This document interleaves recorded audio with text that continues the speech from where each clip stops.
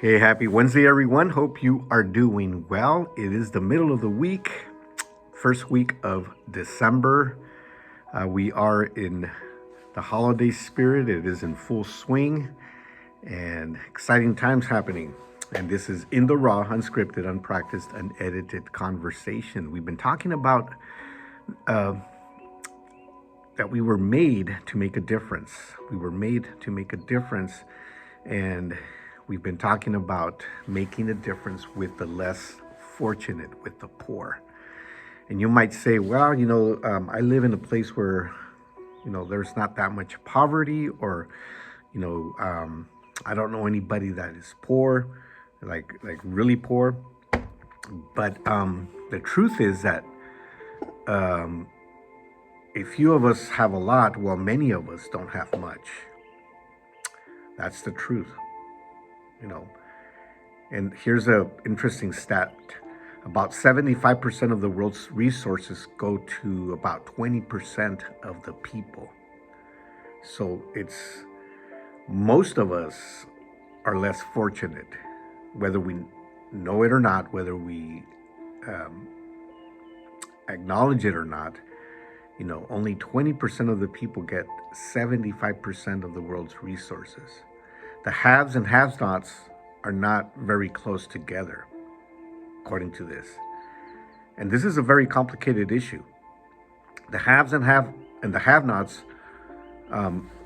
there's a big gap between them. But why does it exist? Why does this difference or inequality exist in the earth? Well, part of the answer is this complicated question, and the answer to this question is found in a quote by Bono. You might have heard of U2, the band, and Bono is the lead singer. And he said, people are born in the wrong latitude. What he's saying is people are simply born and raised in areas of the world that don't have the basic resources that many of us take for granted. And this reminds me of a man that I read about from Ethiopia. His name is Dahi. He is probably as hardworking as anyone else. He is well respected in his village. He has a beautiful family. But the reality is that he was born in a place that didn't have the basic things we benefit from, like paved roads, access to education, vaccinations, help from the government. And these things that we sometimes take for granted, and things that he has never seen, because he was simply born in the wrong place. How many of us know someone that was born in the wrong place?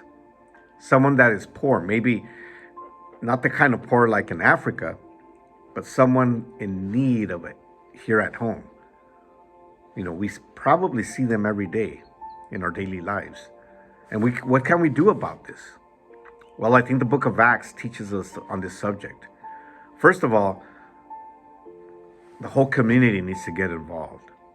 When the apostles realized that some of the people were not being fed in the city of Jerusalem, they called for a church-wide meeting.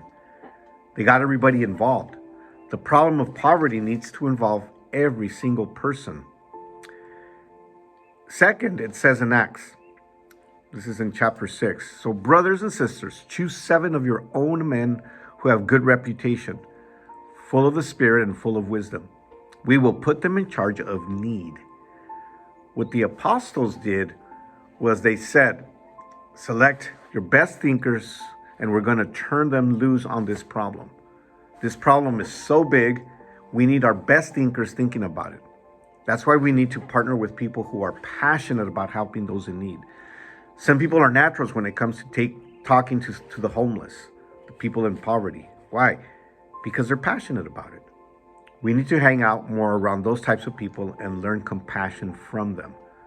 The third thing we can do is get mad. Yeah, you heard me right. Let's get mad. Maybe you're angered about some of the things that you see in the world. Maybe you're disappointed on how other, older generations are handling the challenge of poverty in the world. Well, get up and do something about it. And at the end of the day, poverty is the lack of justice. It's just not fair. So get ticked off. And Be mad about it. Let your heart be troubled by the fact that 850 million people are going to bed hungry tonight. That 30,000 children will die today from preventable diseases. Let that bother you. Don't just sit and do nothing. Get active. Do something about it. Think about this.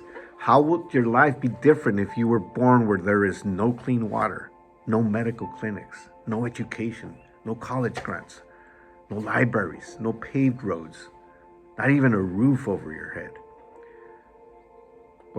How would that be different for you? I think, we oftentimes get so caught up in our lives here and what we are living and what we are doing that we don't think about things like this. But there's people out there people right next to you maybe on the street, people that you work with every day, people that you interact with that are going through something that is devastating for them. Things that are, not working out for them. And, they might be going through hunger, they might be going through, financial issues, and they're just right around the corner. And what can you do to help people like that? Because we are made to make a difference in their lives. Maybe we don't have enough money to give them, but maybe we can give them a word of encouragement.